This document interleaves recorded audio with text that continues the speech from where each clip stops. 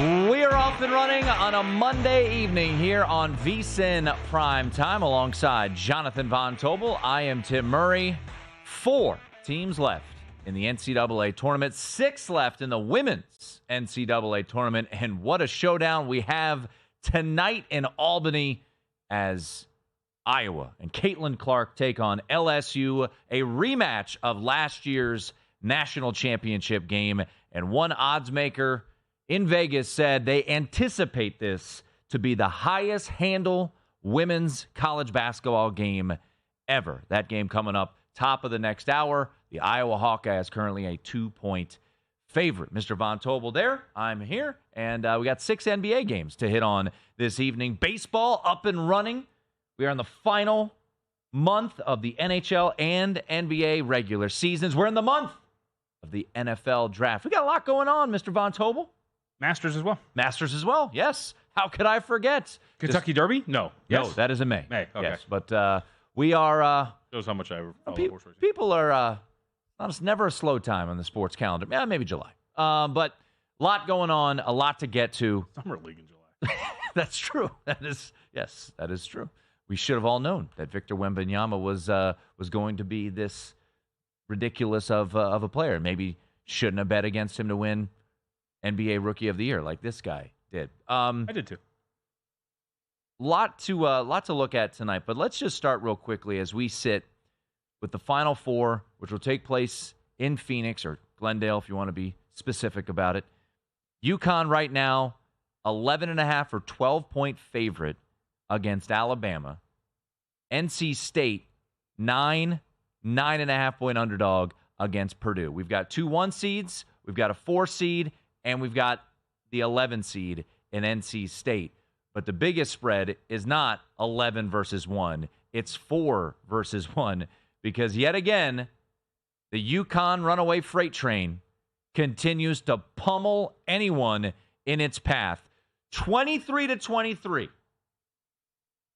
was the score between Illinois and UConn, and 53-23 was the same game. Yep. I still can't believe it happened. It did. It was never in doubt if you laid the points with UConn. And we joked when we had Chuck Esposito on the program prior to, I believe, this Illinois game. And Pretty you said, sharp line move, huh? Yeah, Sharp line. Yeah, you said, you should set it at, what'd you say, 39? I think 36 and a half, something like 36 and that. a half? Yeah. So we've got a graphic for you. 10-0 ATS in their last 10 NCAA tournament games. Of course, the last 10 NCAA tournament games going back to last year, winning the national championship. And the fact that they, and I know this has been said a million times, I'm sure, on this network, but it just bears repeating. And look at that graphic. It's just asinine to think that they are covering everything with ease. The closest cover was the Northwestern game, and really, they just took their foot off the gas pedal. Well, and I think what the crazy part is, if you look at the column at the right, there is a similarity, which is every single one of those point spreads is less than double digits. And they were winning and covering by a wide margin. The fact that the market has come around so much on UConn to the point where 27.5-point favorite, cover, 13.5-point favorite, cover, 12-point favorite, cover, 8-point favorite, cover. And here they are now again today, as you mentioned, sitting as a 11.5, 12-point favorite against Alabama. To me, that's the nutty part. It's obviously covering, but the fact that we're seeing, like with that graphic itself, the market has evolved. It has changed. It is growing its power rating on UConn, and yet it continues to clear these bars with relative ease. That's the crazy part. And like the crazy part again, like if you were in theory to set that 32.5-point spread or whatever it was, yeah, they wouldn't have covered, but it's not like they would have failed to cover by 20 points. Like, it's insane how dominant they have been up to this point. You look at this North Alabama team, and I've had my concerns, rightfully so, about Alabama. They don't play much defense at all, but they have the capabilities of getting, red hot from 3. And we think back to last Thursday. They were a 4.5. Alabama was a 4.5-point underdog to North Carolina. They win that game. North Carolina was a 1 seed. Now, they were the weakest 1 seed per all the metrics, but still, they were a 1 seed, and they were catching 4.5. UConn is a 1 seed, and Alabama's catching 11.5 or 12. So you're telling us that if UConn and UNC were playing in Glendale, this Saturday night, 1 versus 1, that the market would be around 8. That is bonkers. But can you blame him? And people, I will tell you this, and we'll have odds makers on throughout the week. We'll talk to the people that we know. People are going to lay it.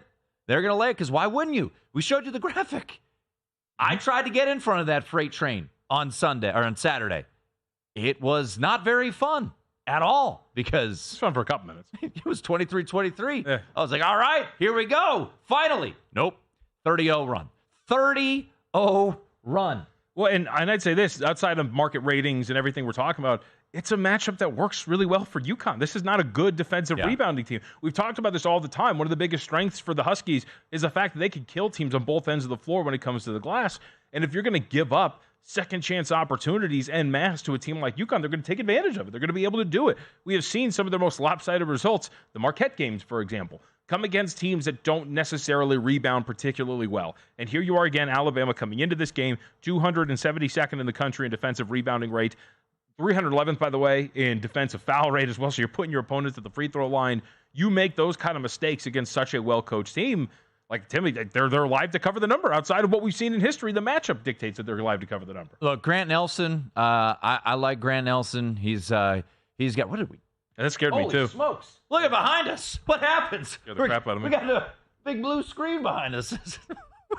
This is, not going to lie, I'm a little freaked out right now. It is a little. I thought it was one of those like what's the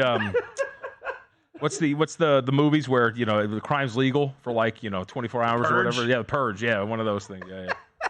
For those of you not watching with us, there's a giant blue screen behind us. We've lost all communication there in the sports book. Had a quick diversion.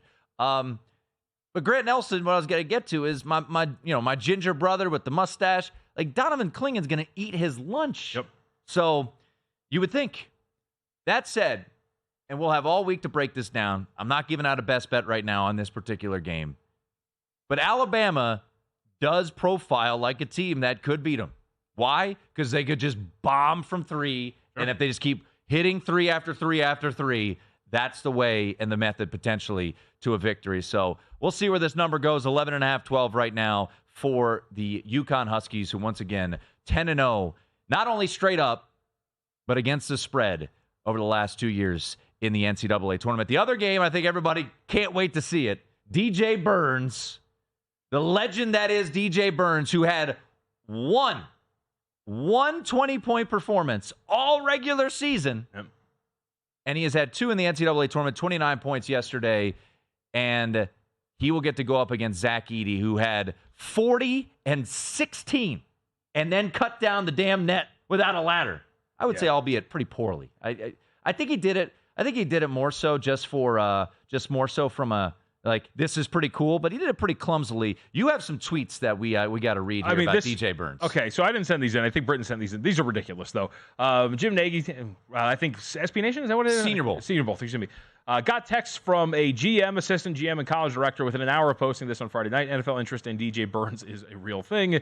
Anyone else having trouble watching NC State big man DJ Burns and not thinking about him kick sliding in pass pro or getting out on pulls can't just be me. It has to just be you. There was a sequence in the first half, huh?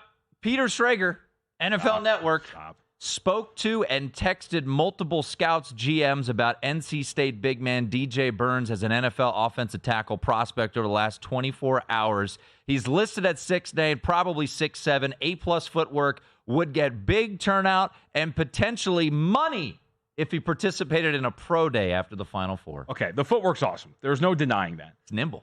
I also watched him on a couple of possessions go, you guys got this. And would not even walk up past half court because he just didn't want to run back. Like, when we're talking about pulling and doing all these things over the course of a game, you kind of got to work on those things. So, I mean, maybe, I don't think he's going to go out there. It's funny because you can get money. What is money in terms of what he's talking about? I guess maybe there is something there, but there was, I feel like you got to work a little bit maybe on the conditioning if you're going to play NFL. Thankfully, we have been restored behind us. So can't wait to watch that. The Purge is not coming. So there you go. All week long, big spreads for 2 Final Four games, and I'm not going to. You don't have initial thoughts on either one? Initial thoughts would be take 12, lay 9. Okay. Take 12 with Alabama, lay 9 with Purdue. Initial thoughts would be lay it and lay it. Yeah. NC State, we'll get to this, the mathematics of what we saw yesterday. But the fact that they were only catching 7 against Duke when 2 weeks prior they were catching 11 on a neutral, I laid it at Duke. And boy, did I feel dumb. It's the right play. All right. Other things to get to. We got our primetime primer as we will get you thoughts on all of the NBA games. We got our best bets coming up bottom of the hour. As always, youtube.com/VSiN Live. We're free first every hour of the program. We're going to head down to Baton Rouge. It's going to be a first on VSiN Primetime. We are going to break down a women's college hoops game, but for good reason. This game expects to be phenomenal between LSU and Iowa. Game coming up, 7 o'clock Eastern in Albany, New York. Final Four bid on the line. Sure. And we will see if Caitlin Clark can get revenge against a team that knocked her out last year. I had money on that game at LSU. Let's do it. As did I. And I might have them again. Yeah, baby. Maybe Jimmy Ott can convince us otherwise. We are up and running. It's VSiN Primetime. Best bets coming up bottom of the hour. But a preview of LSU, Iowa, live from Baton Rouge. Coming up on the other side. That's JVT. I'm Tim Murray. Come on back.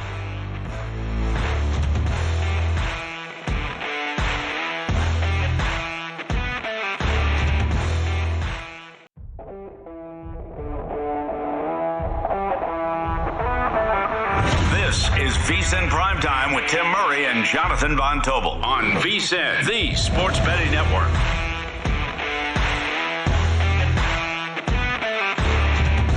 Wanted to check out the betting splits data up at the website from DraftKings? Guess what? You can do it for free. Yeah, that's right. Next 2 weeks are free betting splits access up at VSiN.com. You can check it out now. Head to VSiN.com/splits. Check out all the data for free for the next 2 weeks. VSiN.com/splits. Let's check it out right now. That's Jonathan Von Tobel. I'm Tim Murray. Before we bring in our next guest, because tonight, a incredibly highly anticipated showdown in women's college hoops as LSU will take on Iowa in a rematch of last year's national championship game. And I am looking for them. And hold on. I don't have them right now. Oh, yeah, boy. What a bummer. Probably should have had it ready to go. I know. But we will try to find those. While we look for those, let's bring in our next guest who is helping us out.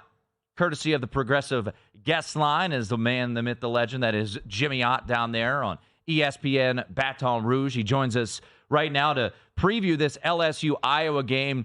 Jimmy, for those who have not been paying that close of attention, you think about last year, how it ended for LSU winning the national championship, putting up triple digits against this very Iowa team, and then they go to the portal and they get Van Lith from Louisville, bring everyone back. Why is this LSU team a 3 seed? And do you believe they're kind of coming into their own as we head into this epic showdown this evening?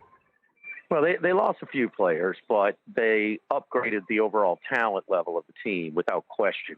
And you guys know, if you've watched women's basketball for about 10 seconds this year, who Juju is for USC, and you'll see her in the late game. You know, the freshman from Shreveport, Louisiana, was actually a bigger recruit than her, and she's really good. But, you know, Angel Reese is the star of this team. And, look, it was the perfect storm last year. And last year we kind of called it, it's just women's basketball, Bird versus Magic.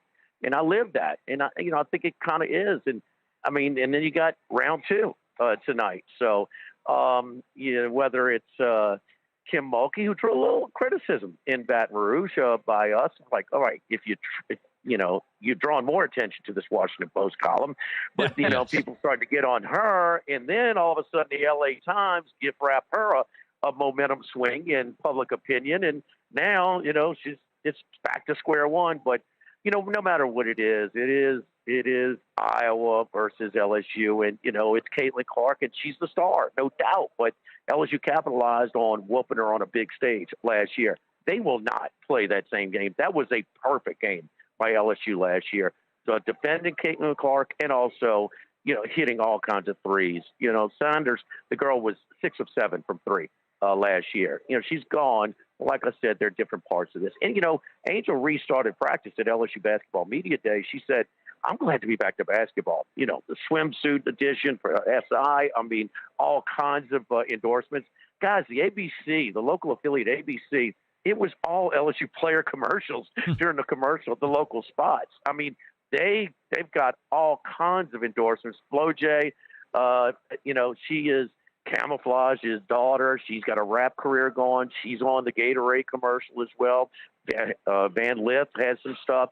And, Mulkey, she's pretty popular and polarizing at the same point. And that's where the Angel Reese is, whether it's by design or not, And listen, it was a topic of conversation in Baton Rouge on our show. Like, man, that's a little too much to me. Go celebrate. Go, do the John Cena, do the ring to your own teammates, not in somebody else's face. And, but others like, hey, she did it first, whatever, But that one thing about it is this team does not care about the black hat. They embrace it, and it gives them a little extra juice, a little extra swagger. And I'm going to tell you right now, two things about Angel Reese. One, with all her shenanigans, okay, and some of it's too much for me, she can play for me anytime. She knows how to get after it, and to an nth degree, as we saw in the SEC final against the 6'7" girl from South Carolina. She plays hard. She plays tough. She plays physical. She doesn't take bad shots. And for a low post player, she hits her free throws. But on the other hand, she'll reach for a cheap foul. Instead of going straight up on a shot block, she'll swat over for a cheap foul. And she's got to stay in this game for LSU. So, I mean, I think they're going to be one of them that comes. She fouled out against Saturday very late against UCLA. But if she stays in the game at home against South Carolina, I think they win. No way to prove it, but it certainly made a difference, and that's one thing to see. The other thing is Kim Mulkey spotted that Caitlin Clark, for all that she does kind of come from her hip on her release and said, we're going to get into her and extend her range 10 feet beyond the arc and get her before, where she could just pull up where there's kind of sag and she still has a little space. That was a big factor in last year's game, but Clark is phenomenal. But LSU's team is more talented this year. Are they better? I think so. Even so, the team that won it last year. Make no mistake, this year's best team is South Carolina. Last year's best team was South Carolina. They beat LSU on Super Bowl Sunday afternoon in Columbia by like 30. But LSU caught the breaks and they made the best of it. And on the biggest stage against Iowa last year, they played the perfect game. You're not going to see 100 tonight by LSU. So, Jimmy, right now we're looking at this market up to 2.5 in multiple spots after opening 1.5. What do you make of the line move? Do you think that this is apt that Iowa State is getting bet here? Well, I took Colorado to point Saturday. How'd that work out? Not too good. So, all those people that bet Iowa are right back on them. I'm looking at things that I look at. 2/3 of the tickets are on Iowa. I mean, people bet what they want to cheer for. I promise you, more people are pulling for Iowa than LSU tonight.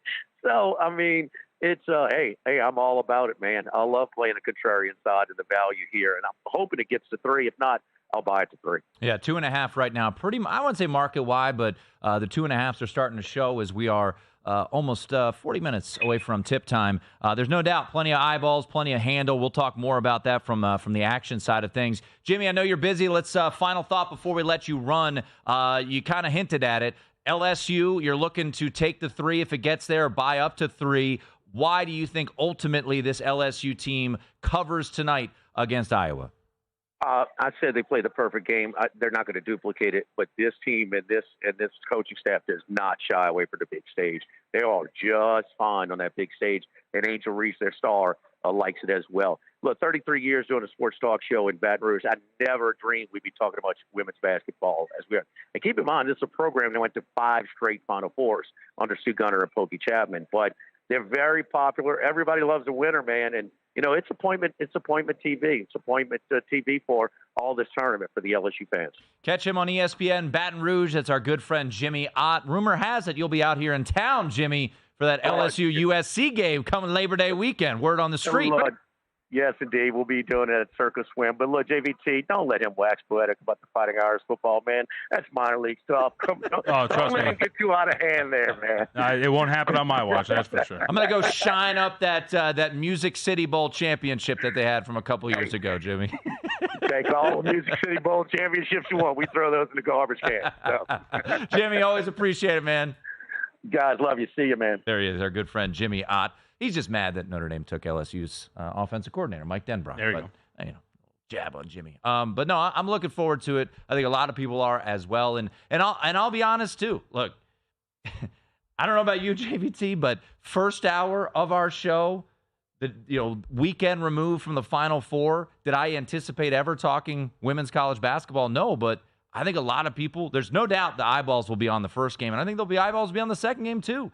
With Juju versus UConn. I mean, these two games are both very highly anticipated, between LSU and Iowa and then UConn and USC. Yeah, I'd be very interested to see if we talk to some odds makers after today where this game stands when it comes to overall handle in comparison with the games that are on today, right? We were talking about relatively full slate of NBA, obviously full slate of baseball, but in terms of handle, this might be one of the most wagered on events of the night, if not the most wagered on event of the night. Yeah, and it's interesting to note, just right behind us here at Circa, they have gone to 2.5, 15. Yep. So money coming in on Iowa, which shouldn't come as a surprise, but we will see. No. We will see if that gets to 3. That 15 actually just got scooped up. So someone took the cheap 2.5 there on LSU. So maybe 2.5 is that resistance point that we always talk about for a lot of different spots. We talked about on, I think it was Thursday's show. What was that resistance point for San Diego State versus UConn? It seemed like it was 13. Obviously didn't matter because UConn went out, the men that is, and won by 30. But right now, 2.5 is the point spread between Iowa and LSU. Interesting to note there from Jimmy, though. He said, look, last year, a side that both you and I were on, after Caitlin Clark went nuclear against South Carolina, everybody talked about the performance that she had. You and I both came in on LSU. I think a number of people at the network did so as well. They put up 100 points. But as Jimmy said, they played the perfect game. Can that be duplicated tonight? It's going to be a great crowd. There's no doubt. And we'll get to our best bets. Might have something in the hopper for LSU and Iowa. JVT, going to take a look at tonight's NBA slate. Any baseball? I got a baseball bet later today. Yeah. A little baseball best bet as well. Best bets coming up. As always, you can watch us for free. YouTube.com/VSiN Live, the first hour of the program. That's Jonathan Von Tobel. I'm Tim Murray. Best bets for tonight coming up next. Nice.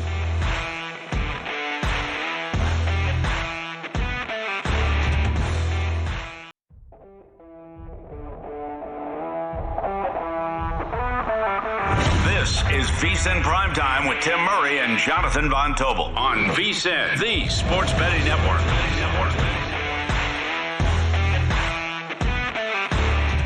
Welcome back in. A reminder to check out the website, vsin.com. It is absolutely humming. Brand new website that we rolled out about 2 months ago. Looks good. Tons of stuff up there. Best bets, the betting splits, which are currently free to everybody now for the next 2 weeks. Articles in every single sport, odds by state, and more. Check it out now, vsin.com.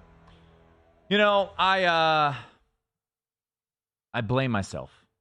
We didn't have my beloved Nationals on in the studio. They tie the game up. I asked to put the game on in studio, and the Pirates scored 2 runs. So it's my fault. I take the blame. Tap the chest. 5-3, Pirates Nationals. Your only baseball game going on at this very moment. Some opening days going on across. We do have a final from earlier today. Pretty impressive performance from the Cubs. Quick question before we get to our best bets. Do we bet against the Rockies every single night? No. I mean, because I tried that over the weekend. It didn't really work out particularly well. So we got a couple of them, but not everything in there. So, I mean, no, you can't do it. The prices are going to be ridiculous. I want to. I tried. We started out really well. It didn't end very well. 5-0 loss earlier today. So we got a handful of baseball games, a bunch of baseball games, and the Braves shut out the White Sox earlier today, 9-0. So NBA slate, 6 games on the NBA slate, bunch of baseball games about to get underway. So let's get right into it. Mr. Von Tobel, as he mentioned, coming back from break, vsin.com. Make sure you always check it out each and every day. Best bets of the NBA, courtesy of this gentleman right here. And let's get into it. What do you see tonight on the NBA card? Yeah, so I bet two things today. See, obviously, if they come to fruition here. And both have moved a little bit, so we'll talk. First off, the bad teams. Portland Trailblazers on the road against the Orlando Magic. Trailblazers, they're on a road trip. They're 0-3 straight up and against the spread on this road trip. How about this? This is my favorite nugget. Now, we can alter numbers to make things sound better, and I've done that just here. I'll explain. In the 3 games, again, 0-3 straight up and against the spread, Tim, on this trip, the Portland Trailblazers have closed, catching an average of 12.7 points in those contests. They have failed to cover by 17.2 points per game. It has been pretty bad. Now, they got smoked by like 50 points by the Miami Heat, which very much alters those numbers. But Portland has not been very good. They're starting 3 rookies, could start 4 if your injury report shakes out really poorly. Scoot Henderson, Rain Rupert, and of course, Chris Murray. That trio, negative 11.1 net rating. Chris when Murray, they're on my the brother? What's that? My brother, Chris Murray? No, a different one. Actually, okay. The identical twin of Keegan Murray. Yeah, he spells it with a K, though. Yes, indeed. K-R-I-S. Regardless, this team's just not in really good position. Their trio is not very good. It's got an offensive rating of about 110. Orlando is perfectly capable of dominating defensively. It's the last game of an 8-game homestand for Orlando. They're fat and happy. They're at home. They're rested and ready to go. Might be their 3rd game of 4 nights, but every single one of those games at home, so that's kind of offset. And you look, too, by the ability of Orlando to really take out some of these really bad teams. They just absolutely destroyed Memphis the other day, 118-88. They held the Grizzlies to an offensive rating of 73, which is not very good. 73 points over the course of 100 possessions. So this is a game that you're going to get a focused Orlando team, too. They are trailing the Knicks, by the way, their most probable first-round opponent, by only a game for home court in the first round. So they want to do everything possible to continue to win. They're not going to overlook Portland. They need every victory they can. I laid 16. We're up to 17 at multiple spots now here. It's kind of the trend with these bad teams in some of these opponents, Tim, which is the market's not going to be shy about moving against them here. So would expect this closes about 17 here. I kind of feel like 16.5 is like the ultimate number that you want to lay, but I think the Orlando Magic are going to come in here and absolutely destroy this Portland Trailblazers squad. I want to jump in real quickly because you did on Friday's show a game in which the Miami Heat won by 60. Yeah. 60. You said you'd rather lay the first half, which also came home with no sweat whatsoever. So looking at this game today, would you, at this point, as it up to 17, there is a 9.5 out there. We'll call it 10, though. Would you look 10 first half? Still prefer full game? You're clearly paying a little bit of a tax, right? Right. Full game 17. Our first half is 10, so you're paying that extra tax there. If no one has jumped in just yet, and you should always check out Mr. Von Tobel's write-ups on VSiN.com, you can get the better number. But would you rather lay 10 first half, full game 17? What would you prefer there? Yeah, I think you could probably go with like first half, or I'm not brave enough, but you can double up too, because like some of these some of these contests have been really non-competitive for Portland. You look in their first matchup the other day, they play Atlanta. They lead by 3 at the second mark, and then they get smoked in the second quarter. They give up 40 points there. Right, the Magic game, or the Miami Heat game that we talked about. A little competitive in the first 5 minutes, absolutely dominated. I think they were up by 30. Miami was at halftime of that game. Like this has been a team that's really playing out the string. So I wouldn't say no to first half, especially because while you do have a little bit more variance because you're only playing 2 quarters, you also do eliminate the potential of that backdoor being open with such a big number if that's going to be the case. Miami yesterday, too, was a pretty good example where Washington snuck in real quick to the backdoor, but then a late 3 for no reason gets Miami to cover. So you're always playing with danger with such big numbers for a full game. All right. For me, we talked about it a little bit earlier. LSU plus 2.5. A little women's hoops tonight. The Elite Eight, not the Final Four. The Elite Eight this evening in Albany. Should be a fun one coming up top of the hour. Looking forward to watching it here as we could take off this Nats game because they've fallen apart. Whoa, wait. Brian Hayes on. knocked one in, right? There we go. That's what we need. But I'm going to go against Iowa. We heard great analysis from our friend Jimmy Ott down in Baton Rouge telling us, look, last year, perfect performance from LSU to get that victory. But when you just look at it from a talent perspective, I do believe this LSU team is more talented. So I'm getting the more talented team, maybe not with the most talented player, Caitlin Clark, who's unbelievable, but I'm getting the more talented team, catching some points here, catching 2.5 pretty much market wide. I will take those. I do think they will win this game. I think it should be a fun one, but I'm going to take Angel Reese. I'm going to take Haley Van Lith. I'm going to take this LSU team that seems to be coming together at the right time. And I do think that what Jimmy brought up was, you think back to the SEC tournament and how competitive this LSU team was against South Carolina, who is a juggernaut, 36-0. They are a double-digit favorite in the Final Four in their matchup that's already been set up.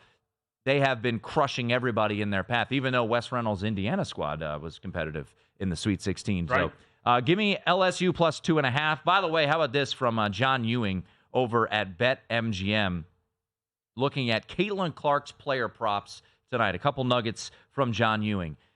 There are more bets on Caitlin Clark props than any other player in the NBA this evening at BetMGM. So again, to the theory that this might be the most wagered on game of the night. 70+% of the bets are on all of Caitlin Clark's overs. At BetMGM, 31.5 points, juiced -130 to the over. Over 5.5 3-pointers made, 9.5 assists, 6.5 rebounds. 70% or more of the bets on the overs for Caitlin Clark. And as for the betting splits for this particular game, 66% of the bets as of 25 minutes ago, 61% of the money at BetMGM on Iowa. So I'm going against the favorite, or the popular play, I should say, in Iowa. How about this also? Favorites this year, ATS in the NCAA tournament on the women's side, 27-31 ATS. So I will take the dog, catching 2.5 in LSU, and we will keep our eyes on those player props. 32.5 at DraftKings now, and 9.5 for assists for Caitlin Clark. I will take the defending champions, LSU, plus the 2.5. What else you got for us in the NBA? Yeah, I got one more. So it's an interesting line journey here for Phoenix and New Orleans. A very big game, obviously, when it comes to the Western Conference. Pelicans have actually slipped now to 6th in the Western Conference, and of course Phoenix is kind of fighting around there, more than likely going to finish in the play-in. But we saw this open 1, Tim, in favor of New Orleans, and then overnight moved to about 1.5 in favor of Phoenix, and sat there for quite a while. And as I wrote up today this morning, sorry, I don't buy it. You know, a lot of people would look at the Phoenix Suns and go, okay, they just went to Oklahoma City and lost by 25 points, and on the surface you're like, that's fine, except for Shai Gilgeous-Alexander didn't play in that game. So there is, as I put it, a little bit of shame in a loss like that. This team is inconsistent, and the market's been way too high on them all season long. Phoenix on the season, 30-41-3 against the spread. That's for the entire year. As a road favorite, they are 9-13-2 against the spread with 10 outright losses. The market's just been too high on Phoenix. And you saw this morning on the overnight the move toward Phoenix. And it was like, look, we know Brandon Ingram's not going to play. He's been out for a while. But either way, it was not a number I was like, you deserve to be underdogs to the Phoenix Suns. You are two equally rated teams, even with the absence of Brandon Ingram. So I bet a small money line price on New Orleans. It is now flipped, not that much. Pelicans are now 1.5 point favorite across the board. That is more of a fair number. I thought it was layup. If you can find about a -120 money line price, I think that's a playable number here. But I've got the Pelicans as a small money line underdog against the Phoenix Suns. It was just a number that I completely disagreed with. As I called them, right, the play's a principle. It was one of those, and at the very least, it seemed the market agreed. So play a principle on the New Orleans Pelicans is a small money line underdog for me, playable up to -120 in my opinion. All right, there you go. Our two plays for this evening. Once again, I will take the points with the defending champions LSU tonight. Mark it up to 2.5. It was interesting to note just during the break, we were looking at the LSU-Iowa game. It got to 2.5 -15. Here at Circa, it's back down to 2. So it's a little push and pull from that. Chuck Esposito, I texted him, odds maker here in town at Stations Casino, and he said the handle is very good for this LSU and Iowa game. That's Jonathan Von Tobel. I'm Tim Murray. Still 4 other NBA games and a full slate of baseball. We'll give you a little primetime primer as we get you set for a busy Monday evening.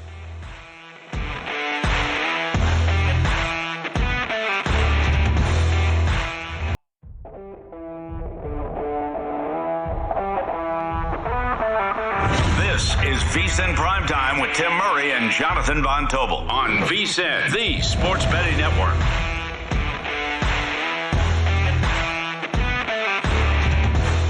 There's never been a better time to have skin in the game with DraftKings Sportsbook. Right now, we got a VSiN exclusive offer for new DraftKings customers. You can earn a $500 bonus bet for every $1,000 you wager. You can earn up to $2,500 worth of bonus bets in your first 3 days on DraftKings. Don't wait. Download the app now. Use code PRIME when you sign up. Earn a $500 bonus bet for every $1,000 you wager. Now. That's Jonathan Von Tobel. I'm Tim Murray. It is VSiN Prime Time. The latest look on quarterbacks to go in the first round coming up top of the hour. 7, 8? I'd be shocked if we didn't get 10. Maybe 15. Take a look. I'd be shocked if every first-round pick wasn't a quarterback.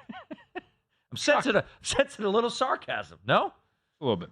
Best bets in the hopper. Pelicans money line for Mr. Von Tobel against the Phoenix Suns. Magic lay the chalk. 16.5 is the best number still available. Easy for me to say out there. And give me the points with LSU, the defending champions.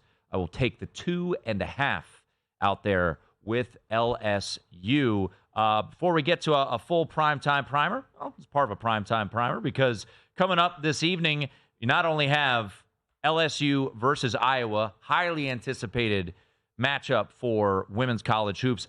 The evening affair, you got Juju Watson and USC against UConn. Paige Beckers and company. The 3 seed is the favorite against USC. We'll call it 3.5. There is a 3 here at Circa. That game's still to come. So very highly anticipated games tonight. Boy, did it break well for the old television network. Yep. To have these 2 games back-to-back. I'm just a little disappointed that our colleague Stormy Buonantony could not carry Stanford to this moment so we could watch them. Yes. And, I mean, I'm also a little disappointed that we didn't get any New Balances from Stormy. That's a good point, yeah. I mean, New Balance has come a long way. Like, it used to be like the old man shoe. But now, like, guys like Kawhi Leonard and others, Cameron Brink is also part of that. Shohei, Coco Gauff. By the way, New Balance has done very well for it. I'll take a pair. Just do yourself a favor. Go look up. Stormy. I've never seen her and Cameron Brink in the same room together. Right. Just pointed it out. Never seen it. So just pointing out the fact that we've never seen those 2 together, even though it seems like she gets a little taller when she plays for Stanford. Yeah, unfortunately, Stormy could not make the run to the Final Four. Her career has come to a close, a.k.a. Cameron Brink. But looking forward to those 2. John Ewing, another tweet from him. He said, Iowa women's basketball losing would be a good outcome for the sportsbook. I do want to get to something that you brought up, a little pre-show discussion, because the sportsbooks, and we'll get the thoughts and the latest from Patrick Everson, Hour 2 from Vegas Insider. Sportsbooks got their teeth kicked in a little bit this weekend. Why does that bug us? I think we're going to have a little discussion on that a little bit later on. But let's get to a primetime primer. A bunch of games going to get going here at the top of the hour. So let's run through 4 NBA games that will start at 7:10 Eastern Time. We've already hit on a best bet from you, Mr. Von Tobel, in Orlando, so we'll skip that one. Brooklyn, another big spread, as they just gave up 40 spot to LeBron James last night in a Lakers victory. Hey, 9 for 10 from 3, is that good? Pretty good. Good Lord. Brooklyn catching 13 or 12.5 against Indiana. Quick thoughts on Nets Pacers. LeBron also hit 9 threes in that ridiculous comeback against the Los Angeles Clippers. I was on the wrong side of. Not that I still think about it. Brooklyn Nets. So the way I put this too when I was looking at it is, it's that dynamic that we've discussed many times and we're going to over the last 2 weeks of the season, which is team that has nothing to play for taking on team that has everything to play for. Indiana is hanging on by a razor's edge for the 6th seed in the Eastern Conference. They don't want to fall into the play-in. They're going to be very motivated, no matter who the opponent is, to come out and put forth a very good effort. The problem is Indiana's been really inconsistent, Tim, and I just don't know what I want to do with them, even in matchups like this. They're 8-7 straight up and against the spread in the month of March. They've only got a plus 3.8 net rating in non-garbage time, so they're not really smoking opponents. I don't want to go to bat and lay, especially at this point, right, where this number opened 10 on the overnight. We're up to 13. I wouldn't want to lay the top of the price big numbers, or top of the market big numbers like this. But I also don't want to sit back and sweat out the Brooklyn Nets needing Brooklyn to save my skin here. So this is an easy one. You'll hear the thought process with a lot of these, but if Brooklyn gets off, it comes out, hits 2 threes consecutively, right, gets off to like a 10-2 lead, something like that, you're going to get a cheaper number, maybe get down to that pre-flop total, or that pre-flop number at the open of -10, and you can lay it with Indiana. But right now, they've just been too inconsistent for me to come out and lay a big price, despite the situation of them playing for everything and Brooklyn having nothing. All right, you don't want to get on Brooklyn, I get it. How about Charlotte catching 18? I see an 18.5 out there at DraftKings, huh? Charlotte at home catching 18.5 against the Celtics? Yeah. I mean, they did cover yesterday against the Los Angeles Clippers, so I guess there's something there. They hit 1,000,000 threes in that game. This was about the injuries to start the day. It's funny how this works. Kristaps Porzingis is going to play. Jaylen Brown is not. if you lose your second best player, generally that should hurt the point spread. But Boston's so freaking deep, it doesn't really matter with these guys. But a word of caution, as we just watched, Boston just had a 2-game, 3-day trip, or actually, I think it was 4 days, out there in Atlanta, where they had to play, take 2 days off, and play again. Lost both of those games outright, right? Obviously failed to cover. These are some pretty big numbers that you're dealing with here. So whether or not, the Charlotte Hornets just hang around the entire time, if you are in a point, Tim, where you're up by 20 late in the fourth quarter or more, well, you're probably sitting guys, which means, as I call it, right, we have the witching hour in the NFL. Yeah. We can call it scrub hour at the end of fourth quarters where you put these guys out that don't really play that much. The pace picks up and the defense gets worse, and it's hard to cover big numbers like this. So is Boston capable of covering this number? Absolutely. But that cautionary tale of having such a big number hanging in the balance and needing them to do it, it's just enough to just kind of keep me away. But again, Charlotte, nothing to play for. Boston, actually technically nothing to play for. They got the top seed clinched. There's nothing really there. So I think for the most part, I would stay away from it. So for the Celtics moving forward and these enormous spreads, and as you alluded to, they've locked up the 1 seed. They've locked up, by the way, they've locked up home court in the finals as well. So they're good. At what point do we start, and maybe it's already started because of the back-to-back losses to the Hawks, but at what point do we start to bet against the Boston Celtics here, continue on a regular basis until the playoffs start, knowing that you're getting an inflated number and they don't really have much to play for? I mean, it could have been started now, right? Yeah. I mean, as we mentioned, they were a team that went to Atlanta and lost those games outright. And really for the season, they've really turned things around, Tim. They're 38-32-4 against the spread, 54.3%. But on the road, they've been pretty average. They're 19-18-2 against the spread. So if they're just kind of in this nexus where they're kind of just perfectly priced. And so there's not really a ton of value in consistently going against them. And then you see the 2 games in Atlanta. Well, then they go to New Orleans. They bounce back. They get off to a slow start in New Orleans on, I think that was Saturday or Sunday. They come rolling back out, and they end up winning and covering as a 6-point favorite on the road against a playoff team. So it's one of those where, the number's probably at its peak. You might want to bet against them, but they're so deep that I just don't know, even when you start to sit guys or don't really care, how tough it's going to be to consistently fade this team, even with only about, what we're talking about, 6-7 games left. 8 games left. There's another game that will start in the 7 o'clock hour. Do you want to touch on it? I don't even know what time is it. What is it? Oh, the Grizzlies, Detroit yeah. Pistons. Did you read it? So in my article today, the first sentence was, "Do you really want action on this game?" The Detroit Pistons, 13-61. Now, I don't know how long ago it was. I think it was right after the All-Star break on Follow the Money. Mitch Moss gave out a bet. Forget what the price was. It was around 3-1 that the Wizards would be the worst team in the NBA. Currently, for Mitch's bet, it's a battle. It's a battle because the Pistons, God, they suck. They're 13-61. The Wizards, tied and lost column, 14-61. On the flip side, Memphis, 24-50. It's a game. It will be played. That's all I got. Yes. If you really want the breakdown. Not really. Okay, I was going to say. I mean, I can give you something. I mean, look, I'll just say this really quickly. There's an edge, I guess. Yeah, like I said, this is going to be this is the antithesis of Iowa LSU. This will be the least handled game, I'm pretty sure, yes, of the day in all of the single sports. But I will say this, Cade Cunningham is available, so that's pretty good here for Detroit. But they're kind of playing on the string. Guys are taking time off and not really rushing back from injury. Simone Fontecchio has actually been very good for them. He's been out for a while now. He doesn't seem like he's coming back anytime soon. Marcus Sasser, it looks like it's some asthma issue. He's not going to play. It's a rotation guard that's somewhat important for him. Got nothing else other than that. Have fun if you're really going to bet this thing. Yeah, Godspeed. Good luck there with your best bets. We'll get to. Total got bet up 3 points, so there's that. So you got that going for you, which is nice. We will get to some of the baseball action. You do have a baseball bet. You want to sneak it in before the break? Oh yeah, I bet I took the Mets here in the first 5 in this matchup. So just real quick, it's more about the play on Mets Detroit coming up 7-10. Yes, and it's more of a play on Sean Manaea than anything else, but a little bit of a play against Reese Olson, but wasn't overwhelmed with Detroit in that matchup, in the series against Chicago, especially in that first one. Garrett Crochet kind of shut him down, and Manaea, if you look at his underlying numbers from last year, that's a little bit better than you thought. So late at first 5. LSU Iowa women's showdown starting top of the hour. Iowa laying 2.5 against the defending champion.